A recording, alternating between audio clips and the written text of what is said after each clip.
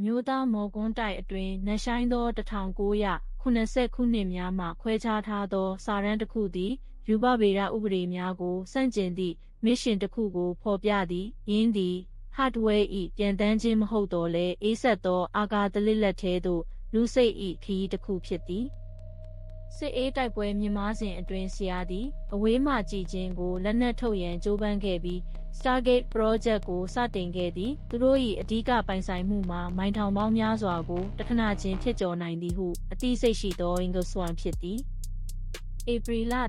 1983တွင်ဆွမ်သည်သူမသိသောအော်ရီနေအစုတစ်ခုကိုပေးအပ်ခဲ့သည်နက်ရှိုင်းသောဘဝင်ပေါက်ထဲသို့သူညင်လာသောအခါတွင်သူသည်ကဘာမြေကြီးပေါ်တွင်မရှိတော့ကြောင်းသူသိလိုက်သည်လူစိတ်ညံနေသောလိုက်အစွန်ဘက်ချမ်းကိုသူစိုက်ကြည့်နေသည်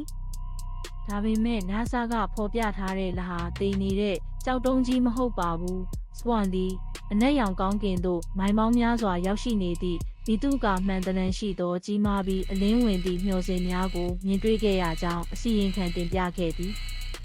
သူနီးကပ်လာသည့်နှင့်အမျှစဝမ်၏ဖော်ပြချက်များသည်အံ့ဩမြင်သက်မှုအဖြစ်သို့ပြောင်းလဲသွားသည်မိတောင်ပေါက်များရဲ့အရေးတွေမှာအလုံးလုံးနေတဲ့ဇီဝဗေဒဆိုင်ရာအစိတ်ပိုင်းများလူသားများရဲ့ရုပ်ပုံများကိုမြင်တွေ့ရပြီးအစစ်မြင့်တထုတူးဖော်ရေးစက်ယန္တရားများကိုလဲပတ်စေတယ်လို့ဆိုပါတယ်စဝမ်သည်ရုတ်တရက်ကြောက်လန့်တကြားတုံ့နှုတ်သွားသည့်အချိန်၌အစည်းအဝေး၏စိတ်နှောက်ယှက်အရှိဆုံးအပိုင်းဖြစ်သည်ထိုအရာများသည်ထိုနေရာတွင်သာမဟုတ်ကြောင်းသူသဘောပေါက်သည်သူတို့သည်သူ၏စိတ်ဝှဝင်ရှိခြင်းကိုသတိပြုမိကြပြီးအတိုင်းအတာများကိုဖျက်ကျော်ကာသူ့ကိုပြန်ကြည့်ကြသည်စဝမ်သည်အစည်းအဝေးကိုရုတ်ကြီးအဆုံးသတ်ပြီးတိတိတသာတုံ့နှုတ်သွားကာသူတို့သည်ထိုနေရာတွင်အခြေအမြစ်ရှိကြောင်းသူ့မန်နေဂျာများကိုပြောပြသည်ဆရာသည်အနှစ်30ကျော်အကောင့်ကိုမြုပ်နှံထားသည့်မှတ်တမ်းကိုချက်ချင်းခွဲခြားသတ်မှတ်ခဲ့သည်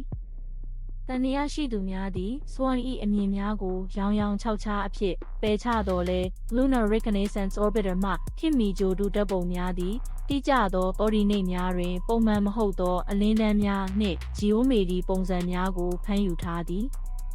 ကျွန်ုပ်တို့၏အနီးကပ်ဆုံးသောကောင်းကင်အိမ်နီးချင်းသည်ကျွန်ုပ်တို့ယုံကြည်ရန်တွန်းအားပေးခံရတဲ့ကဲ့သို့စွန့်ပစ်ခံရခြင်းမဟုတ်ကြောင်းဒေတာများက6လန့်ဖွယ်ဖြစ်နိုင်ခြေကိုညွှန်ပြနေသည့်စဝမ်သည်ထောက်လှမ်းရေးစုဆောင်းမှုပုံစံသစ်၏ရှေ့ဆောင်တဦးဖြစ်သလိုသို့မဟုတ်ကျွန်ုပ်တို့အတွက်အစဉ်သစ်မဖြစ်သေးသောအမှန်တရားအတွက်သက်သေတဦးဖြစ်ပါသလား